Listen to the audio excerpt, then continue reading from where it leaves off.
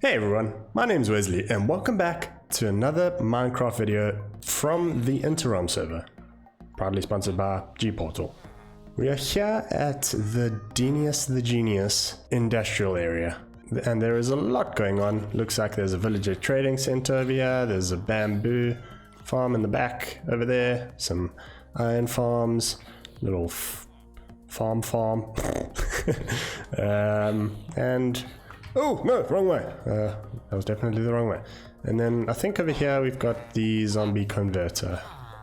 No, that doesn't look like anything. Zombie converter. Aha!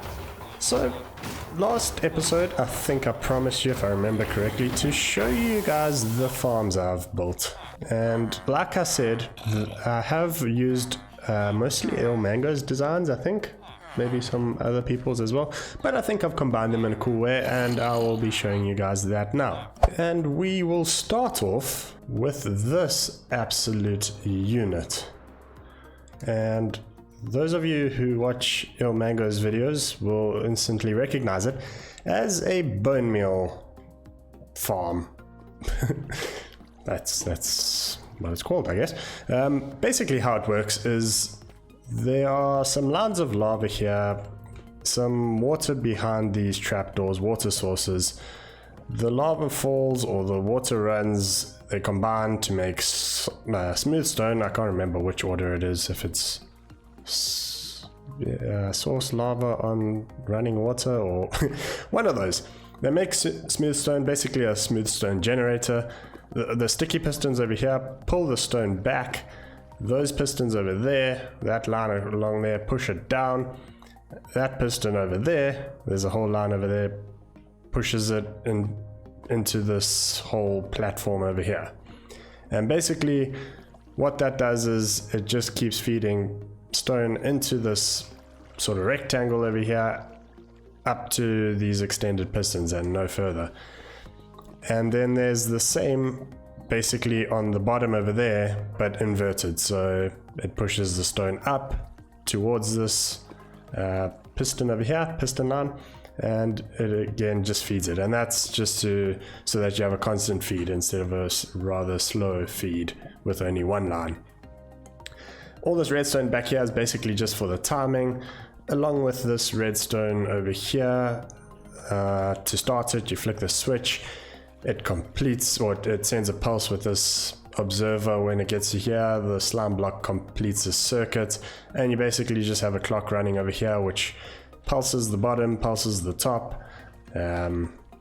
Sorry, this is getting quite technical. I'm trying to keep it simple. At the same time, it feeds a redstone signal up to this redstone line over here, which is on top of these pistons and observers and a whole bunch of stuff. And over here we've got a dispenser which shoots bone meal into this moss block. The moss block then spreads moss down into this, or converts the stone actually into moss, and the pistons are able to push the stone into the moss block and break it, and it pops up. The trapdoors open, wash it over here, and that then feeds down to here. And when that gets fed down to here, it goes through the hoppers and the barrels into some composters, gets turned into bone meal, shot out into this water stream.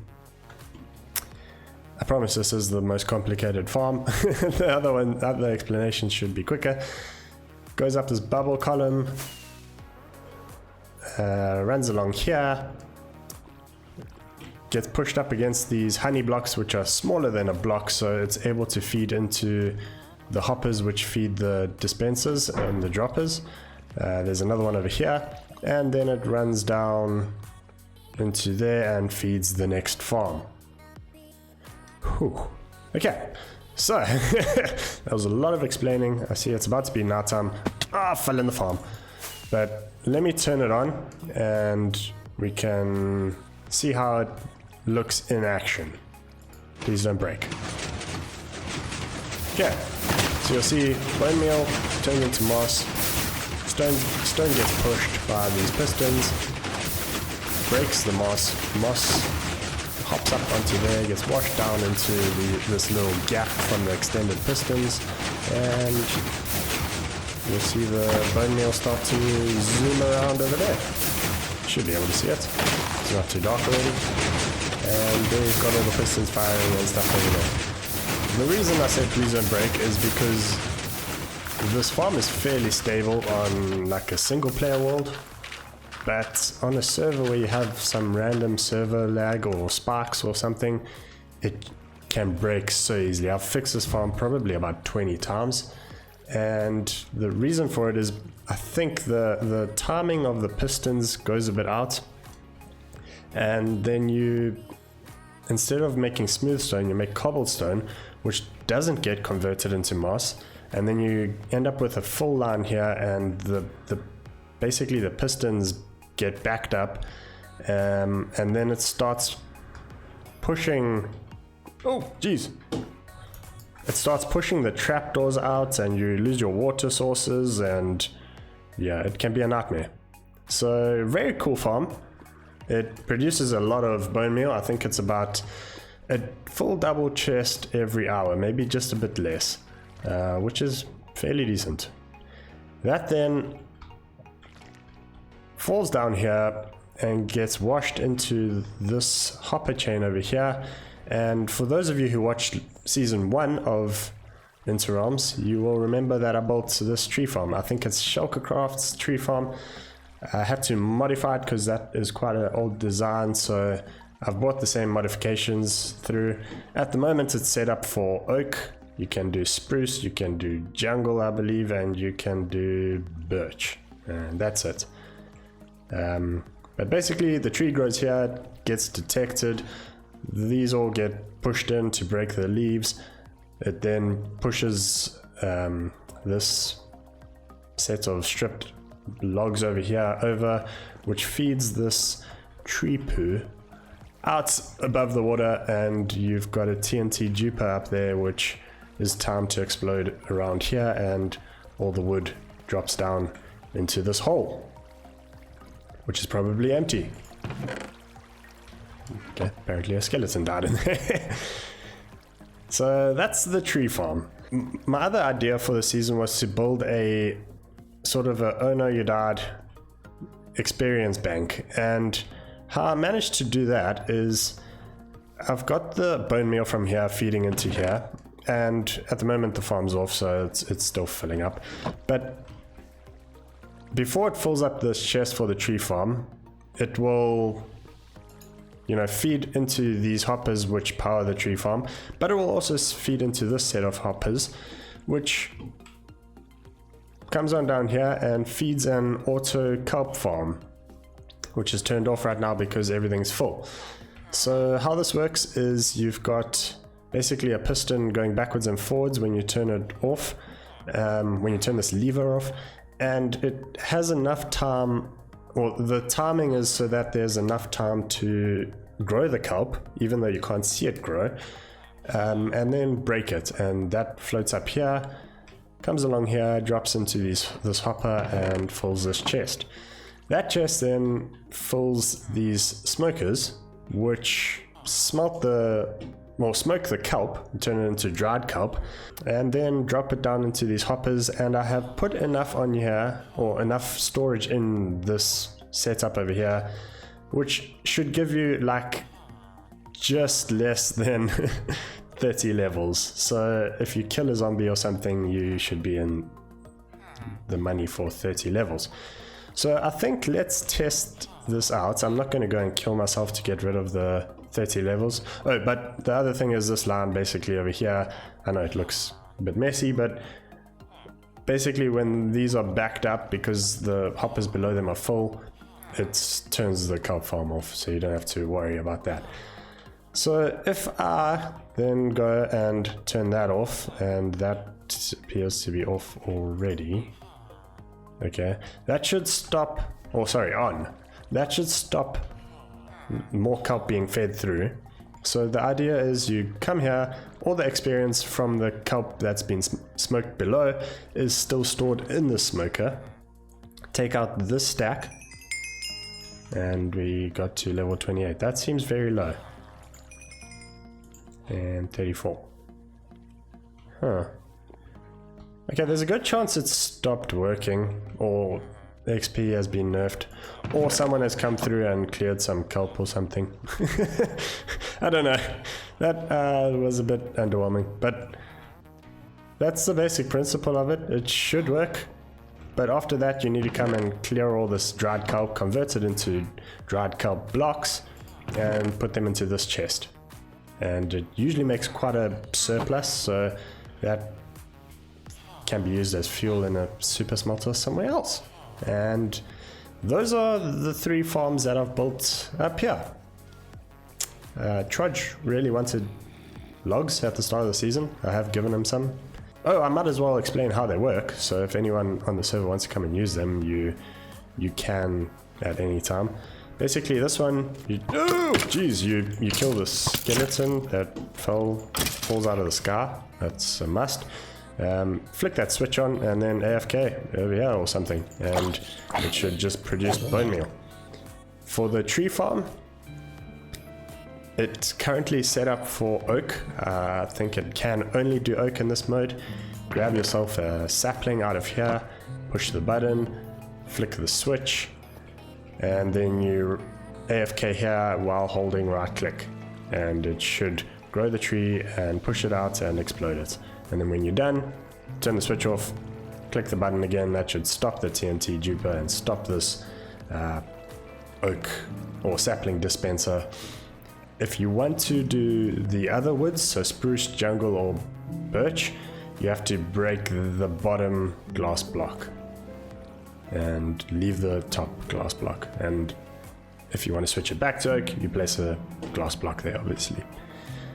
This should just power itself, although, let me turn that off. Yeah, so this should power itself up until it's, done. That's why it might not have given me as much XP. I might have come and done that already. My bad. But yeah, basically when the kelp all backs up, it will turn itself off. So yeah. Whenever you want, just come and grab the stacks of kelp in there to get experience. Convert all of the dried kelp into... Flick these switches to stop more coming through, but then you have to convert all the dried kelp into dried kelp blocks on this crafting table and load them into this chest. Otherwise, the next person that comes along will basically get no experience, like me. I'm above level 30 though. Alright, so a lot of technical stuff, but we are not done there. You thought. We are going to head down into the mines. And if we come on down this way, I have always wanted to build one of these. And in season 1 I kind of just didn't really have the need for it. But I figured it was still early in season 2 when I built this. Like I said, the order of my episodes are a bit out, but as you can see here, I've got a storage system, an auto storage or auto sorting. Minecart can come up here, chest minecart.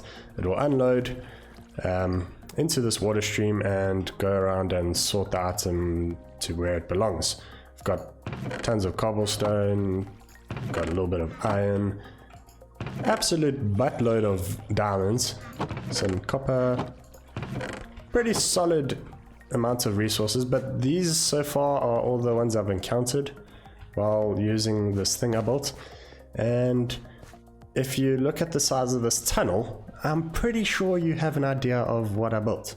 I first had to basically dig down here and then dig out this full area, although I only had to dig out half because yeah, let me get to the machine and then I'll explain why I only had to dig out half. You'll notice the tunnel is a bit narrower than the room I previously was in. But as we head on a bit further here, oh, minecart!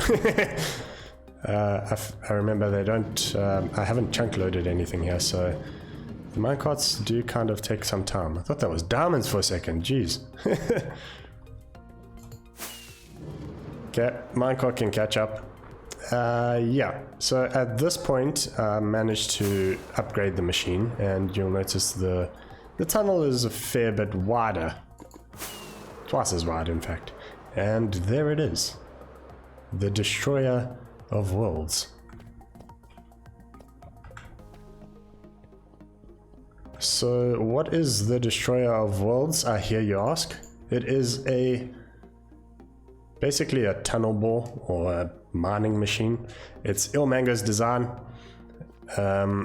basically modularized, so you have these 2 TNT dupers per module.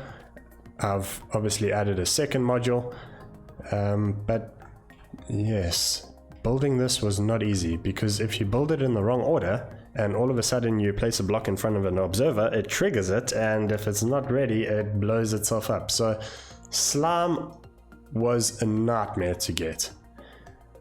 I don't know how many times I blew up, actually I do, it was 5 times. I blew up the machine 5 times and all the resources with it, because there are 2 TNTs, so blows it up, destroys your items. Very fun. But this is how it works. You right click the note block, wait for it, do not spam that. If you're going to come and use this, do not spam the note block. You just click it once, it dupes the TNT, ignites it, and then launches it into the wall and basically breaks 1 or 2 blocks at a time. You then come here, collect anything, look for diamonds, you know, gather any resources that you want, and ignite it from this side, which does the same thing. And you can basically just repeat that. Ooh, there's some gold, you can get that if you want, and then come back along here. And the idea was that once your inventory is full, you can load that minecart and send it on its way, but that doesn't really work too well. And plus we've now got shulker boxes again, so I think it's easier just to get shulker boxes and load those into the storage system. The one important thing is to light up behind the mining machine, otherwise creepers will come in behind you and absolutely destroy the machine. But I'm not even going to begin to try and explain this in the video. If you are interested, go check out Elainey's videos. He explains it fairly well. It's basically a TNT duper, launches it onto this block over here, and this little setup is a timing device. It you know, moves along this way, a little flying machine, moves back, and as it gets back, it triggers the next push up and launch of the TNT. So very technical episode there, and I am terribly sorry if you are bored. Oh, slime! I've been trying to find a slime chunk. I'm terribly sorry if that bored you, but I did promise I would explain all the farms I've built, and there you have it. I haven't built any other farms. This is so dangerous. I'm nailing it though. I haven't built any other farms this season yet, and I don't know if I plan on building more. Maybe a tropical fish farm, but yeah, that's it from me. That is my nose. Hope you all enjoyed that episode. Oh, I'm nowhere near back yet. Oh, I am right here. I hope you all enjoyed that episode. If you did, I would really appreciate if you could leave a like, comment and subscribe, and I will catch you all in the next video. Goodbye.